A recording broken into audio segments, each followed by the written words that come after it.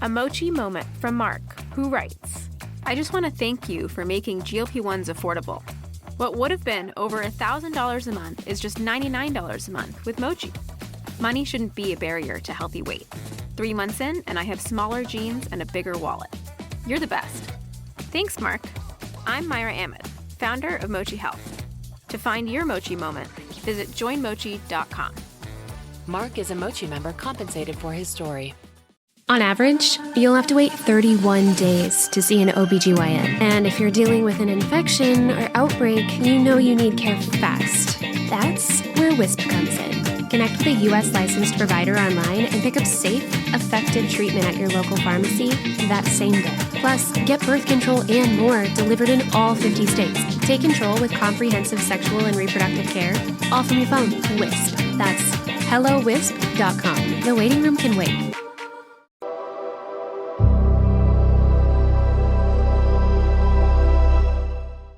All right, so we're back with Ken and Mike for My Uncle's Escape Alcatraz, and we have a guest on today, special guest, Nellie Sciutto, correct? Yes, correct. I said it right. Good, I'm glad I said it right. And Nellie is a friend of Mike's. Mike, a new friend, because they met on a film set, I believe.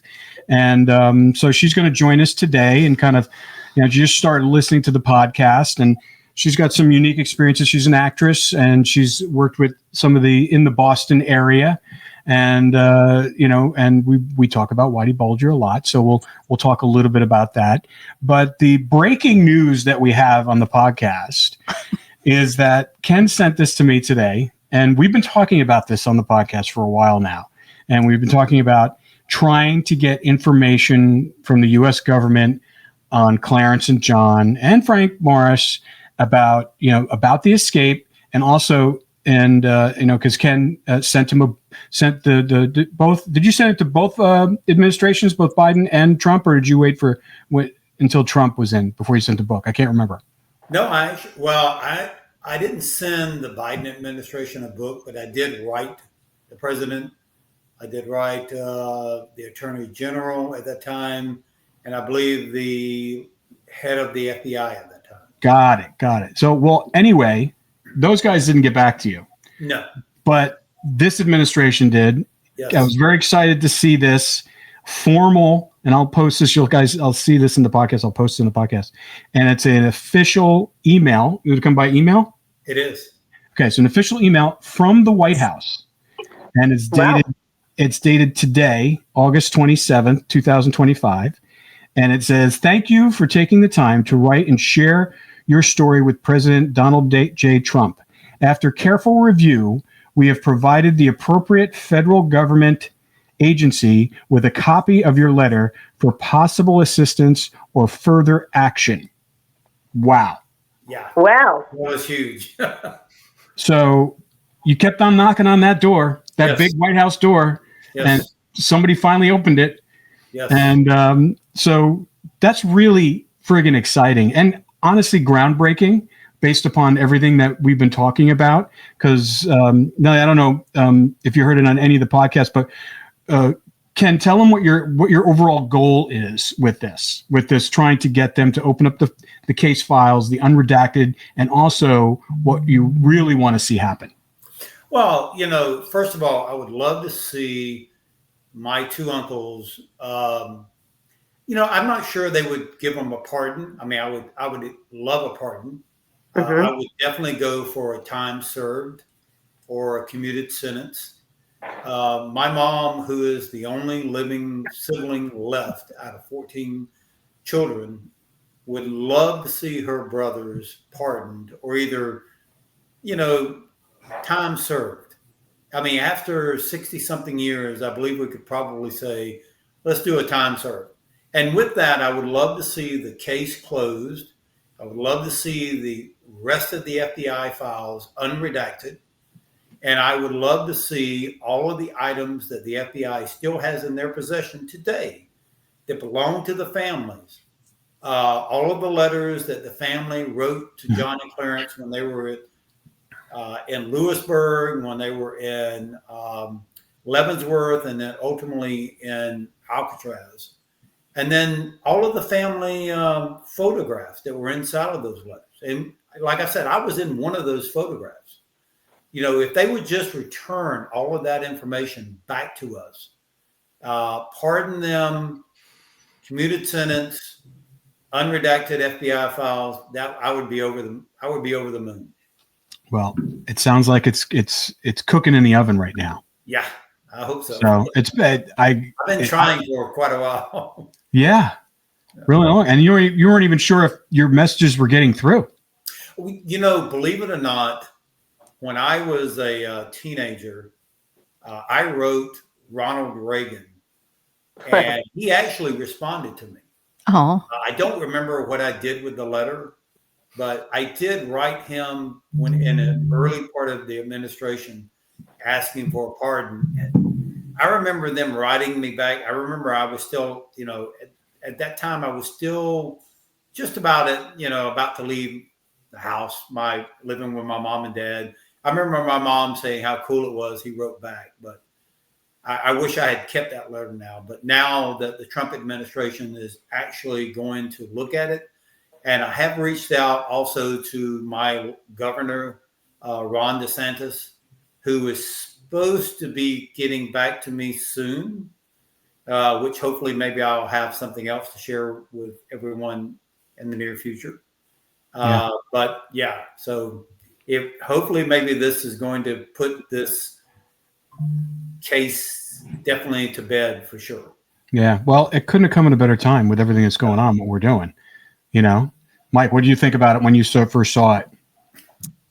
Well, I knew something was up when you said I saw "wow" in your little tagline. So I thought, what does it say? What does it say? So I read the letter, and I was stunned when it said that they're moving it forward. It's not just a formality like "thank you for sending. We'll see what we can do," you know, kind of a thing. So they just sort of politely brush you off because they probably get thousands of these things every day from just people all over the country. But when they said they were going to work with this and send it to the proper agencies to continue working with Ken, I was just astounded. I thought there was little chance that was going to happen. I mean, you have nothing to lose by trying, but that's like saying, I'm going to play the lottery because I have a chance to win. You're like, yeah, 1 in 300 million kind of thing.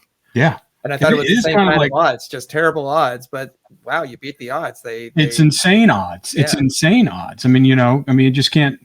The fact that, when did you send it? You sent it this year, obviously. wasn't that long ago? Well, I sent him a signed copy of the book, maybe like in February. Yeah, it was February or March. Yeah, something like that. And then, didn't hear anything. So I sent him another letter, didn't hear anything. I went online to the White House and I filled out an online request, never heard anything. I sent something to Pam Bondi. I've sent something to Kash Patel. We sent an email to Kash Patel. I have sent something to Don. To Pam Bondi too. I have sent something to. I mean, I've sent something to a lot of people. I mean, I've written a lot of letters. Well, listen, the perseverance is paid off. Yeah, exactly. So I'm very happy with that. Well, it did. And, just to interject, I was going to say that the whole Menendez brother trial is a big, having them maybe get released and not get released. They were just denied parole, excuse me. And when you think about it, writing letters does help. And I love that your entire podcast is about letters and saving letters and how important they are. And, I do believe if somebody has time served and they've done their, they've done their time, there's no reason not to hear that. And I really give Kim Kardashian credit for doing what she's doing to get people, recognized if they've done their time served, because, if you commit a crime, it doesn't mean you have to follow the rules, right? It does not mean you're in prison forever and ever and ever, and you're ignored. Right. Yeah. Well, and I've always said, prison is about separation from your family and a rehabilitation. And, yes. They've been separated from our family for over 65 years. Yeah. And so to me, I believe that is time served. Yes. Actually, probably more so. And but also, they didn't kill anybody. They didn't kill anyone. They used a toy gun. No. They robbed $19,000. It wasn't like millions of dollars. They clearly were making sure no one got injured by helping a pregnant lady in the middle of it all. So to me, I mean, there's so many more violent offenders today that should be in prison for that amount of time, that if you look at the facts of this case, like the real facts of this case, you can see like they should be pardoned, or they should be, Yeah. Well, and I also think about the timing. The Trump administration has been going out of its way to release these old FBI files, JFK, RFK, Martin Luther King, very high profile cases. And, the Alcatraz escape is not quite that high profile, but it's still in the national consciousness as far as people understand what the Alcatraz escape is. And a lot of the records are, like Ken said, you can go online now and look at the FBI file for the Alcatraz escape, but it's heavily redacted. Names and places and other important information. We don't know what it says. And so it's sort of the mood of the country right now to release these old records and just make them public. Mm-hmm. Which it should be, right? It should be public. Yeah. I mean, especially since the fact that we've been told by, former U.S. Marshals that basically that by the time they, their case is done anyway in a few years anyway. When it reached that century mark, it's done. Yeah. At their age. So when, they would have been, how old they would have been, I guess, like in their mid 90s. Yeah. 95, I 94. Wow. Frank Morris will reach the age limit before John and Clarence. He was older. He would be 99 because he was born in 1926. Yeah. But I mean, all three of them are dead now. Exactly. So, why not? I mean, I still do not understand why this is such a huge case compared to any other escape that's ever occurred in the history of the United States. So why not? What is the big deal about releasing the FBI report? I just do not understand that. Yeah. Neither do we. Neither After we do. 60 episodes. That's 66. This is 66. All right. So Nellie and Mike, just for our audience's purposes, just tell us a little bit about how you guys connected. I know you were on a film set, Mike, and then Nellie, you've had some experience in the Boston area working on films and stuff like that. So Nellie, why don't you go ahead and tell us a little bit about it? Okay, so Mike and I met not only doing this film in Florida called The Unit, but we met because we were together in the Airbnb. So to me, that's the best part about making a film is when you're stuck with somebody in a house. Like we literally had the best talks till like 1 o'clock in the morning one night, right, Mike? And, just sitting around talking and getting to know people. And I've been in the entertainment industry for 35 years. I've been for a long time, since I was 14. And I love my business. And, I'm very fascinated by people's stories. That's why I love this podcast about Alcatraz. I grew up in New York City. I grew up really in the 70s and 80s. So I was a little bit obsessed with the Genovese family, the Gambino family, the whole mob thing. Because when I think about being an actor, I think about, when you think about somebody who plays a bad guy, like you want to like them, right? Like you want the duplicitousness of the character to shine through. And that's how I feel about the mob in general. It fascinated me because you have these people who are doing good things and bad things at the same time. And so I was always fascinated as a kid. Like I remember, a body in front of Sparks Steakhouse. I remember that was the big news in the morning before I went to school. You remember all of these things, and Gigante walking around in a robe on the Lower East Side, so he would be considered insane instead of going to jail. And just that's something that fascinates me. And so as an actor, I've worked with Martin Scorsese we're still friends, but probably for a period of 15 years, I worked with him because, things run their course and they can't cast you over and over again unless you're Leo DiCaprio. And, Leo was in all the films I did, but I did The Aviator, I did The Departed, I did Shutter Island, I did Wolf of Wall Street, I did a couple commercials with them.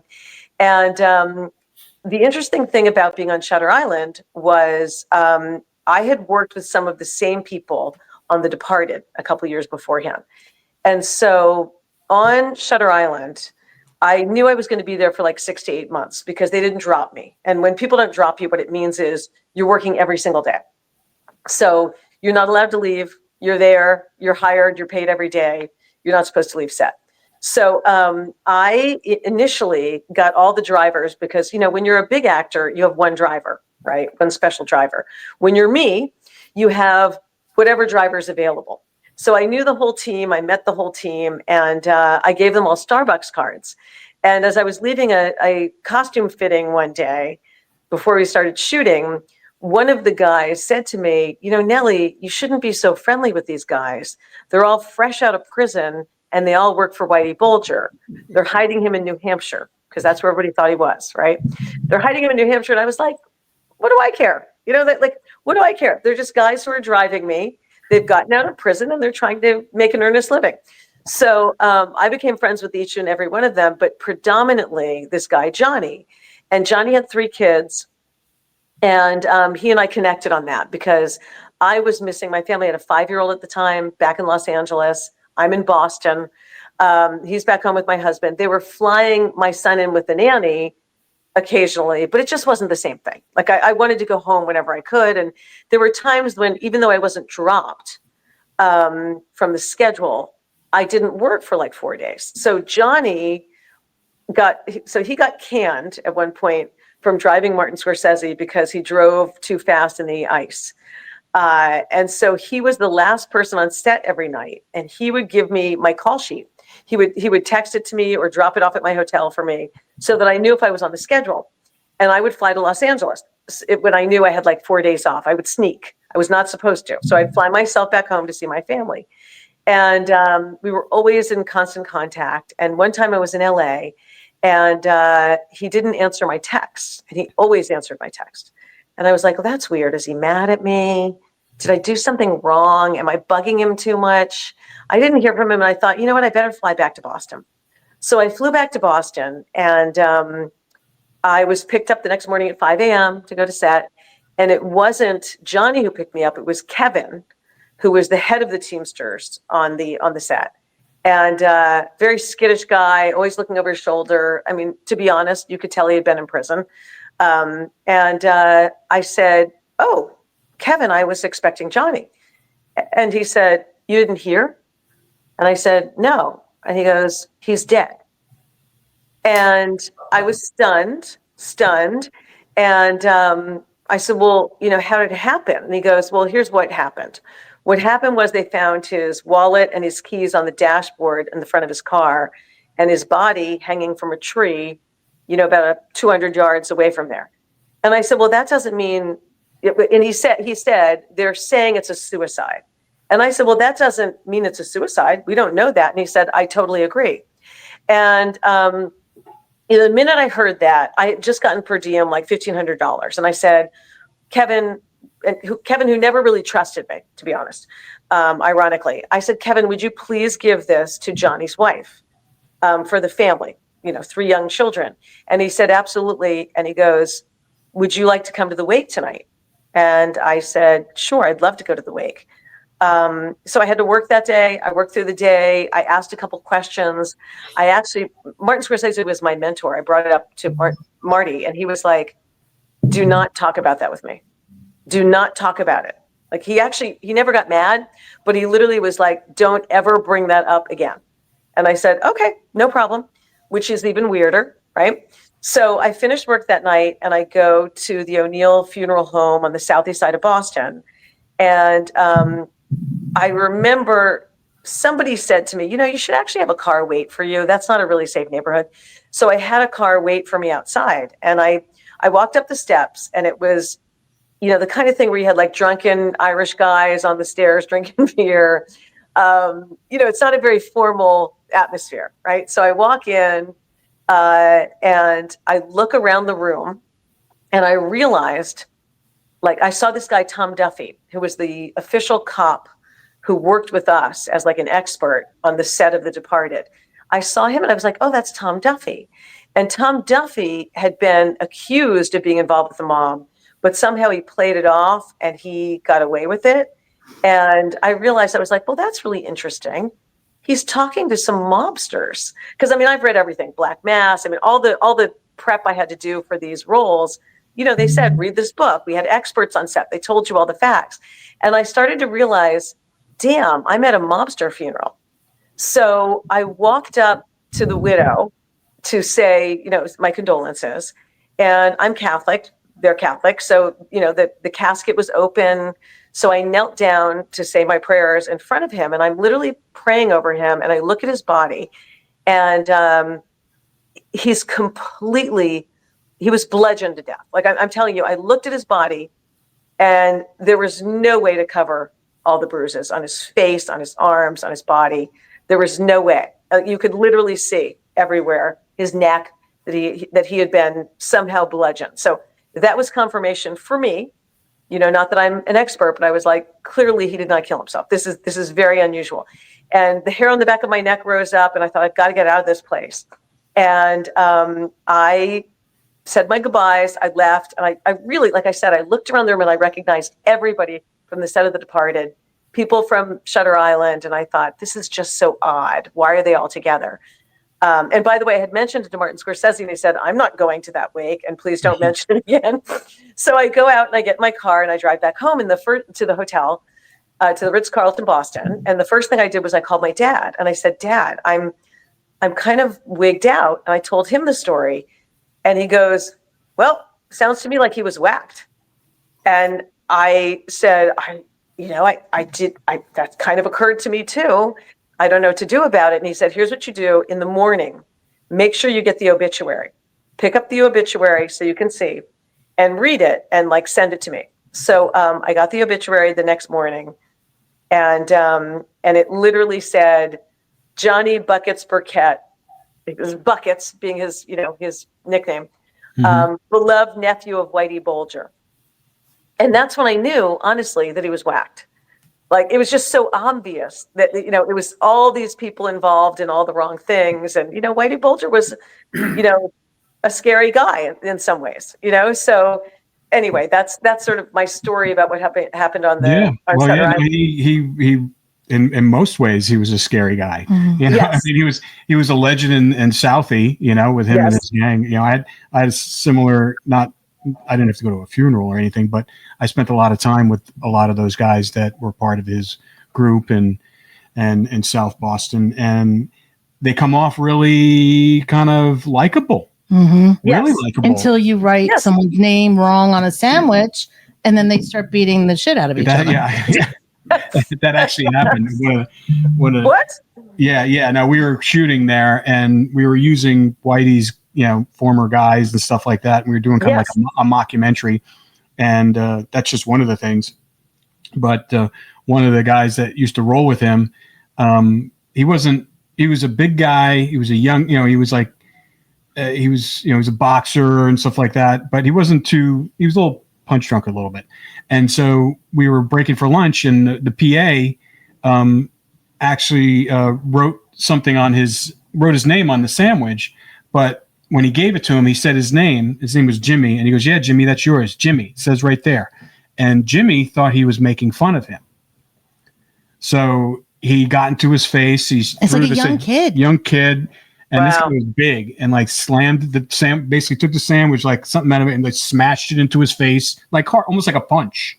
Yes. It was that quick of a switch, and it was fortunately it was towards the end of shooting. And so we had to go meet with the head of that particular group, a guy named Pat Nee, and we said, listen, we were really worried. We're like, we're going to have to fire this guy. How am I going to fire this guy? I was the EP and director on it. I'm like, what are we doing? We had to call the network and stuff like that. And we were we didn't know what to do, because we didn't want any kind of, blowback, because they're very tight knit, and everybody was getting paid. So we had to fire this guy, even though it was towards the end of the shoot, that we were afraid something was going to happen. They're going to sabotage the shoot or whatever. You don't know what's going to go on, and we're on their territory. We're in South Boston.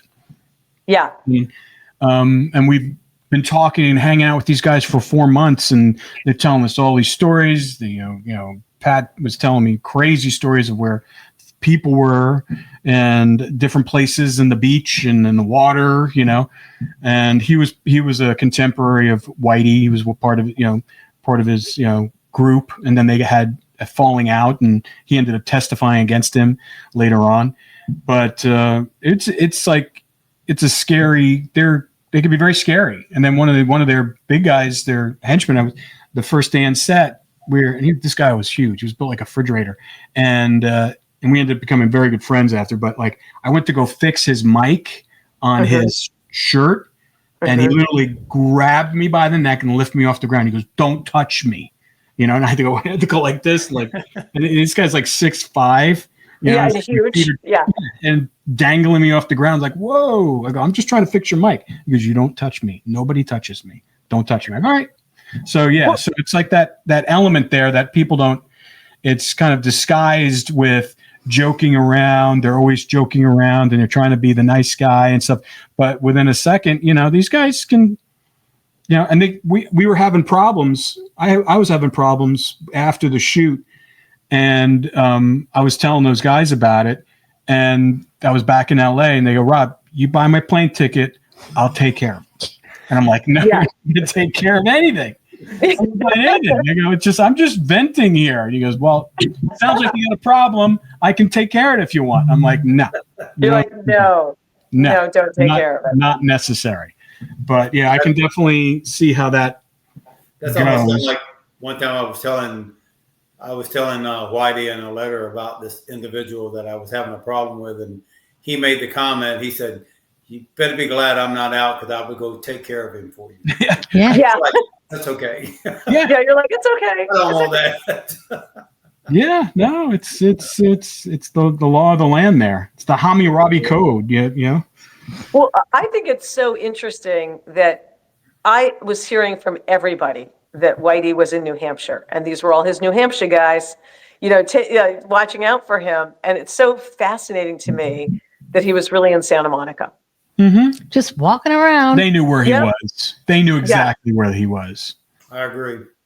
Well, one of the things that we've talked about this before is that, again, in the letters that he wrote to Ken, was that he would visit Vegas regularly. And he wasn't disguised. He came as Whitey Bulger, and everyone knew where he was, and they gave him the star treatment. They gave him the nice rooms, and treated him like a high roller there. And nobody ratted him out. Nobody called the police and said, "Hey, he's right here. Come get him." Yeah. If you know who, do you know who Dana White is? The CEO of UFC and stuff. He's from South Boston. He's from that area. And he started a business before he got involved in UFC, and he was doing those boxing exercise classes. And he had, and so they were doing pretty well.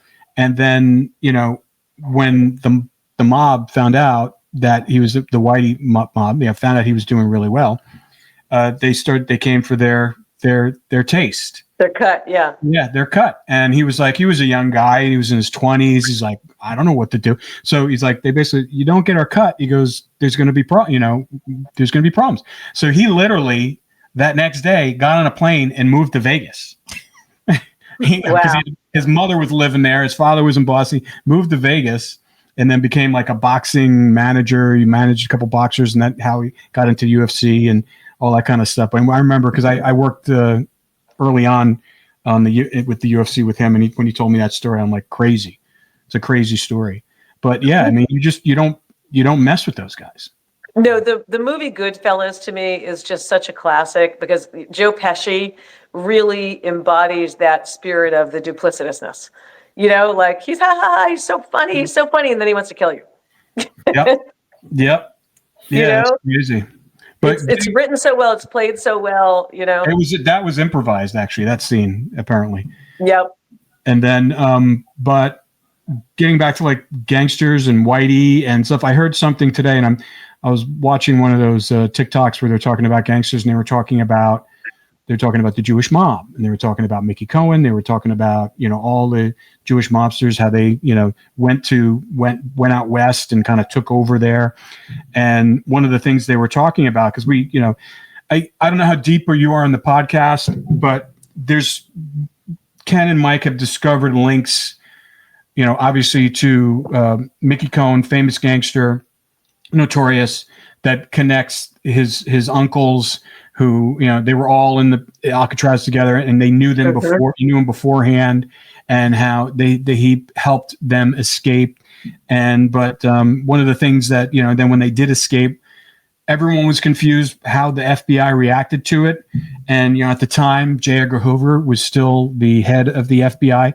But in this little mini documentary I was watching, they were talking about how that West Coast mob, Mickey Cohen included, had a lot of dirt on J. Edgar Hoover. Specifically, they had like images of him performing something on another man. Guys. Yeah, with guys, of course. Yeah. So that would explain a lot of maybe, looking the other way when these guys, because it was ridiculous how it was like the Keystone Cops when they escaped. It was like they were getting lead after lead and they were just discounting them. Whether it was Officer Chechi or the boat on Angel Island that they found, and they were just kind of like, they really weren't following up on any of the solid leads, and we couldn't figure, and these guys have went through these files numerous times. We've gone through them, and it just doesn't make sense on how they, just let all that fall through the cracks. And then when they ended up handing it over to the U.S. Marshals, 17 years later? 18 years. 18 years later, they gave him years. Art said they gave him 3 pages of documents. After 18 years. So here's 3 pages. So that, the mob plays a pivotal role in this story and the escape. But it's interesting how you had that experience, and it seems pretty much on par of what was going on.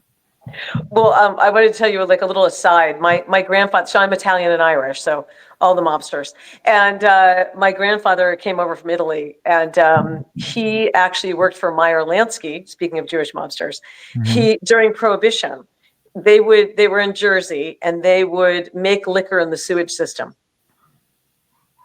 Taking on a DIY job around the house is the ultimate summer project. But if your DIY home security system is a beware of dog sign, when your real pet is Princess the cat, that's safe-ish. To be actually safe, help protect your home with a DIY system from ADT. It's easy to install and gives you virtual assistance from ADT's technical support team. Best of all, you can tell everyone in the neighborhood you set it up yourself. Don't settle for safe-ish this summer. DIY with ADT instead. Visit ADT.com to learn more. I'm not switching my team to some fancy work platform that somehow knows exactly how we work. And its AI features are literally saving us hours every day. We're big fans. And just like that, teams all around the world are falling for Monday.com. With intuitive design, seamless AI capabilities, and custom workflows, it's the work platform your team will instantly click with. Head to Monday.com, the first work platform you'll love to use. Una silla de masajes puede parecer extravagante. 8 configuraciones diferentes, intensidad ajustable, además es calefaccionado. Y se siente tan bien. Sí, una silla de masajes puede parecer extravagante. Y 2, bueno, aún más. Pero cuando esas sillas de masajes vienen con un auto, se vuelven bastante prácticas. El nuevo Volkswagen Tiguan 2025 con funciones premium como los asientos delanteros con masaje disponibles. Solo parece extravagante. Mint is still $15 a month for premium wireless. And if you haven't made the switch yet, here are 15 reasons why you should. 1, it's $15 a month. 2, seriously, it's $15 a month. 3, no big contracts. 4, I use it. 5, my mom uses it. Are you playing me off? That's what's happening, right? Okay, give it a try at mintmobile.com/switch. Upfront payment of $45 for 3-month plan, $15 per month equivalent required. New customer offer first 3 months only. Then full price plan options available. Taxes and fees extra. See mintmobile.com. And he would work all night, and that's how he made money that he put aside. Oh. And he didn't tell us that story till we were older. I was like, why didn't you tell me that? That's the best story ever. Yeah. That's crazy. I know. So, Ken. Yes. What's the next step with this Washington thing? Well, like I said, it all depends on whether or not the governor of where I live, Florida, reaches back out to me, which I'm anticipating that he will be. My next step is, if I can get President Trump to give me audience, I will plead my case to him or whoever gives me the platform to speak it. And So my goal has always been to get John and Clarence either pardoned or commuted sentence. Yeah. Well, hopefully it's in time when we're in production and we can follow you there. Most definitely. Awesome. I'm like I said, I'm supposed to have maybe a contact with Governor Ron DeSantis Friday. And if I do, I do plan to ask him about would he be interested in joining us on this show. And if he does come back and say yes, I was going to reach out to y'all and let you know that we will be including him on it. That's cool. So that'd be great. We'll see. I will be honest with you. It's not because I haven't been trying. I've been trying for years. Yeah. Oh yeah. Writing letters and trying to get the word out and trying to reach out to people, and never got a response until just here recently. So. That's great. Yeah. No, it is. You got a perseverance. I mean, Cindy had a friend of hers she went to high school with, who was wrongfully convicted, and he wrote 30,000 letters. Wow. To get written that many. to private investigators to relook into his case. And then one answered it, and he was the one who actually found like murder weapon and a new witness. And after 18 years he was exonerated. So, yeah. If I could just at least have a chance to share with the president or the governor, what the brothers went through in the federal trial, what they went through in the state trial, what the persecution that the family went through after the escape. Oh my gosh. I mean, you just couldn't even imagine what the FBI did to the England family. And then, the U.S. Marshals and how they're still today are doing stuff, which is crazy because after almost 65 years, you would think they would just drop the case. Yeah, but, it is truly amazing what they are still doing today. And I still believe it has a story under the Alcatraz story that they don't want out. And at some point in time, it's going to come out, and we're going to bring it. So. Do you mean like bad management, that corruptness from within? I will say this. So once you start looking at the key players that were involved in this escape, Mickey Cohen, then you have Jack Ruby, you have Oswald. You quickly go down. You have the Supreme Court Justice of the United States, which is Earl Warren. All of these people are involved in this story. So you start kind of telling me, okay, so Jack Ruby and Oswald come out of Mexico after leaving where? The farm that Mickey Cohen owned in Mexico, which was where the brothers and Frank Morris was currently at that time. And then you quickly think, okay, if Jack Ruby and Oswald actually went to that farm where John and Clarence and Frank Morris was at, and they actually can identify him, how would that change the story of the JFK film? Oh, yeah. Yeah, that would change it dramatically. And well, this is why it's so good that those documents are being released. Yes. You're right. It's important. So, you go back and like I've always said, I swear, I think when we get the whole truth, we will find out, just like, Rob, you said that they always knew where Whitey Bulger was. They always knew where John and Clarence. Absolutely. Yes. It was a convenient to keep them at that place as long as they never came back to the United States. Because we don't know what they knew, right? Yeah, exactly. Like, I mean, what kind of Pandora's box would they have opened? Right. Oh, they would have opened a large box. Think about it. Why in the world would Mickey Cohen help my two uncles? Well, that's what we asked. Yeah. That was my first question to you, Ken. Why these two guys from Florida, these two farm boys, poor farm boys, why would they pick them? Why? How would they get connected? Yeah. Why in the world would the Chief Justice of the United States Supreme Court, Earl Warren, who, by the way, is the one who did the JFK files, right? I mean, he's the one who did the Warren Commission. Why in the world would he be the one to sign Mickey Cohen to come out of Alcatraz? The only person who's ever bonded out of Alcatraz, ever. Why would he sign his bond to come out of Alcatraz? Well, yeah, exactly. Nellie, are you aware of that at all? Yes. Yeah, isn't that crazy? I mean, we asked former federal agents about it, and they said it's never been done before. No. Yeah. But, mobsters have relationships with the FBI. I'm not going to say who, but I was involved with someone in the Charlestown gang, a mob, in the Irish mob in Boston when I was living there. And that family was very heavily involved with the FBI as well as their mobster activities. Yes. There's always this relationship of like they're all working together, right? Yeah. Like I did a docuseries for AMC that aired last fall. You can see it on Amazon, and it's called The Tailor of Sin City.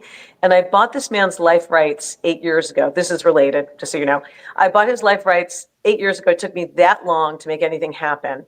And long story short, he was a tailor to the stars in 1970s Vegas, Marilyn Monroe, Elvis Presley, etc. And then he started designing for the Chicago Bunch. And then he got pushed up the line and he started working for Pablo Escobar as his personal tailor. And then he became the biggest cocaine dealer in Vegas in the 1970s. Wow. And somehow he did what you just said. So he avoided jail because he was playing the FBI and the mobsters off each other. He was working with both of them. Yeah, that's what they do. And then they end up either dead or they do it for the rest of their career. Yeah. It's one or the other. But I think he sort of lost everything in the end, and that's when I found him. But it's just fascinating to me because he literally played them against each other. Right. I mean, I think it's one of the part of the chess game that they play. That was one of the things of all of the letters that I corresponded with Whitey.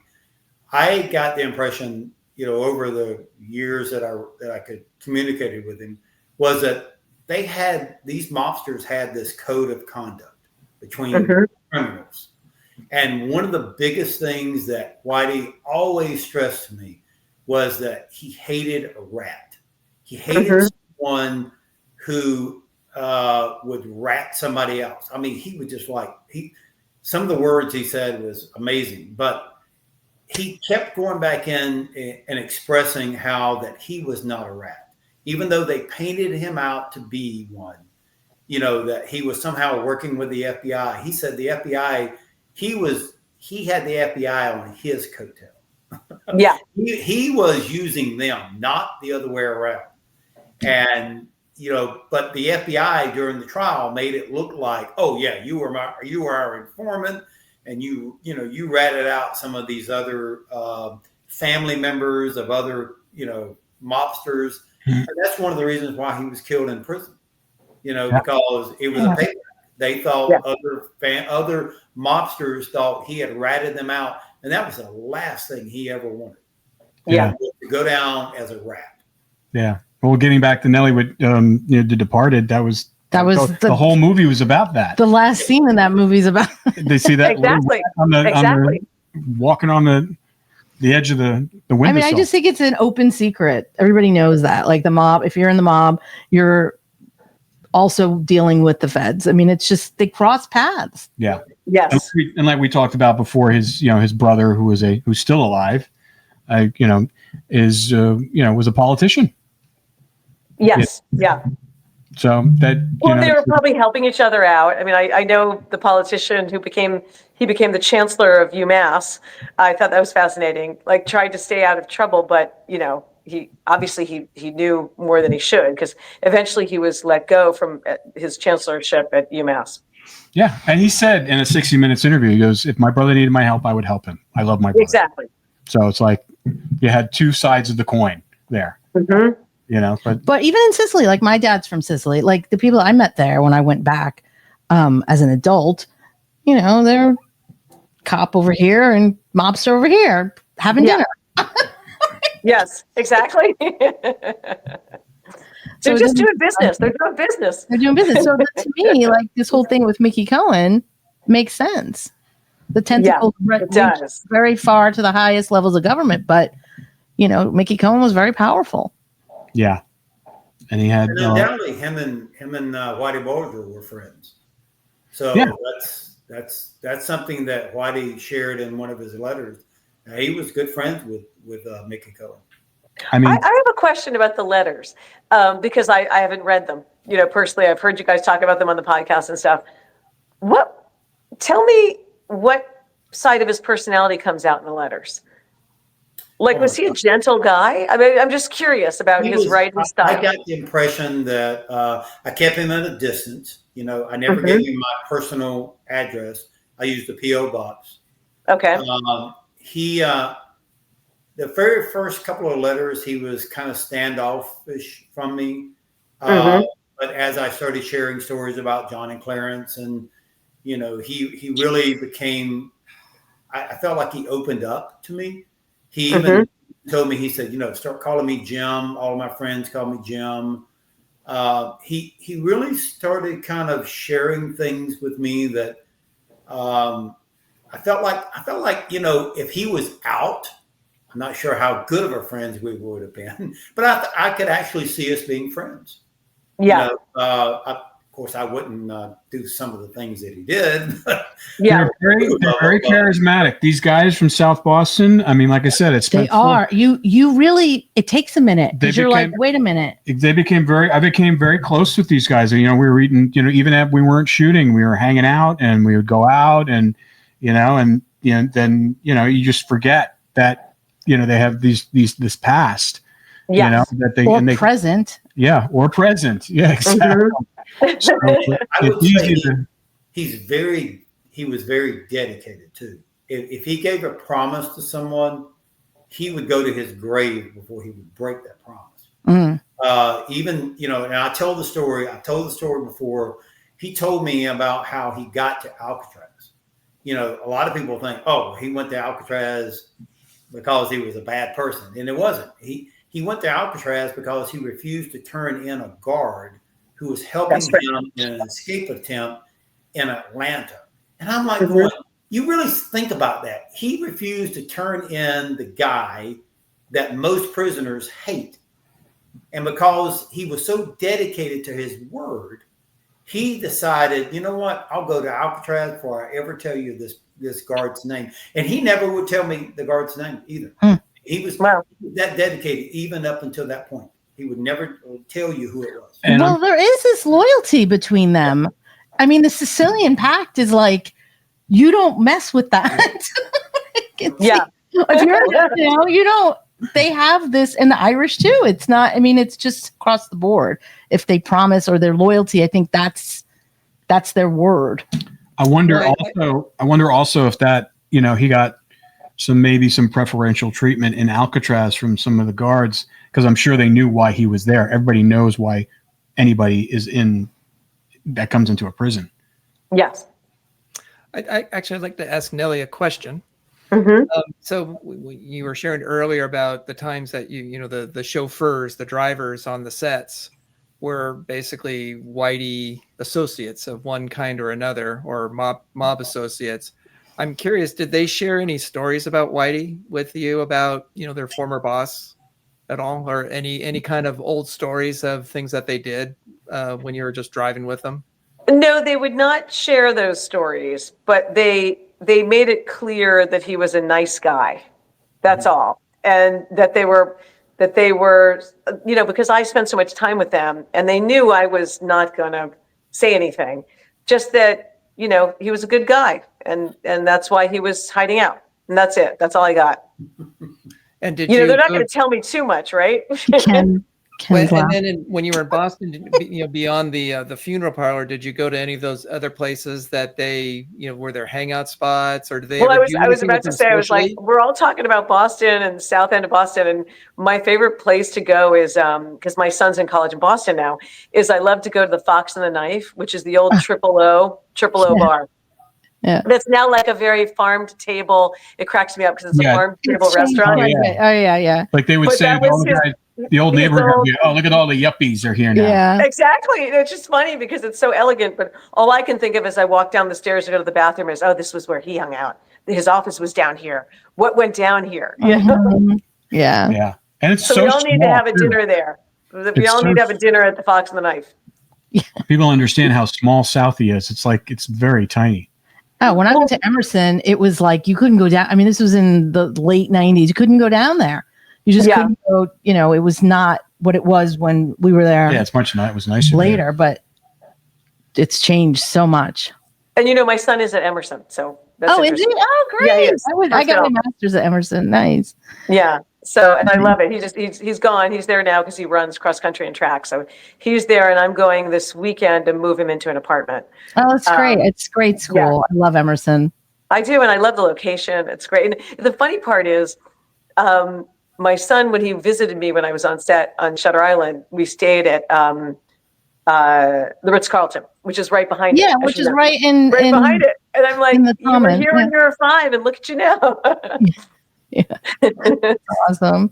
I love Emerson. Well, good luck to him. He should do his last semester out here. The LA program is fantastic. Yes, he's doing that. He's doing that senior year. Yeah. Fantastic. Well, this is interesting. And then Ken, like I said, that email from the White House has still got me kind of flabbergasted, but I'm not surprised. I mean, we knew it was going to happen at some point. I think the timing is all, yeah, we did. The timing is all coming together right now. So it's going to happen. Yes.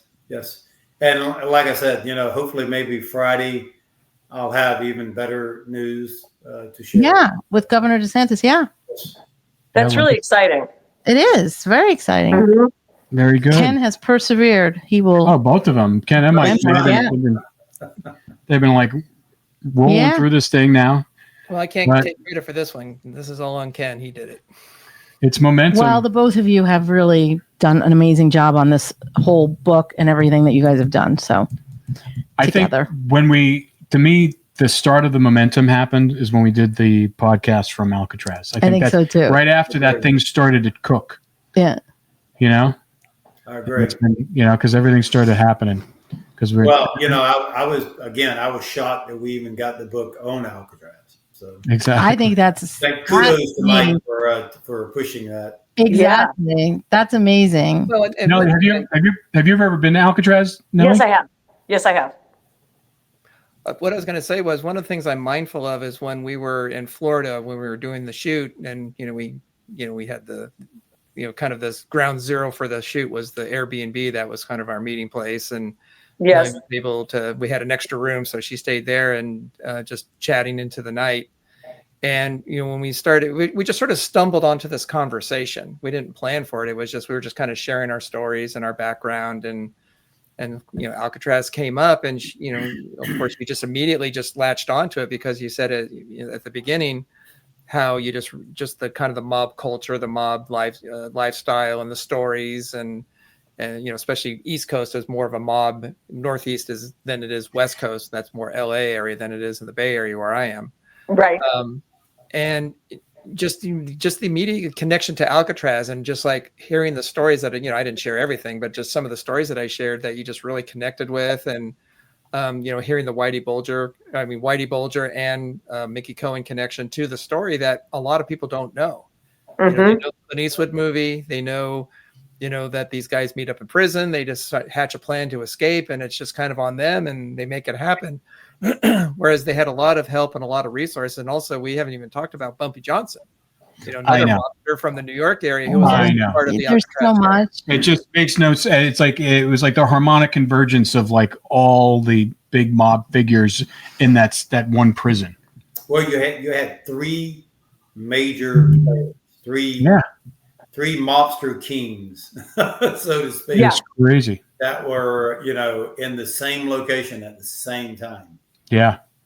Well, and as I talked to Mike, I started picturing it because I've been to Alcatraz a few times and I've walked all over it, and you think about the big hallway, and then you think about the area outside. And when you started telling me all about the boat, Mike, I was like picturing where it would have been, and I don't remember if that's on a tour, but I kind of pictured where the boat. I think it is on the tour, but I pictured where the boat was, and by the shore, and how they made this boat and hit it, and then they escaped. It's just very fascinating. Yeah, it's an incredible story. It's an incredible story, and that's why we keep on talking about it. We've been talking about it for like a year and a half now. Yeah. And we're going to be dealing with it even more on a micro level with the documentary series, and we're just excited to find out more information now, because there's still more information to discover. Well, it's a great story. You guys have such a great story, and you have such great connections with the letters, et cetera. I just think it will be a real hit. So I'm excited for you. Yeah. Thank you. Thank you. Well, thanks for coming on, and thanks for taking the time to share your stories with it. Fascinating stories. And we'll talk to you soon, guys, next week. Okay. We'll meet at the Fox and the Knife. Okay. Yeah. Thanks, All right, Nellie. guys. Thank you so much. Thank you. Okay. Bye.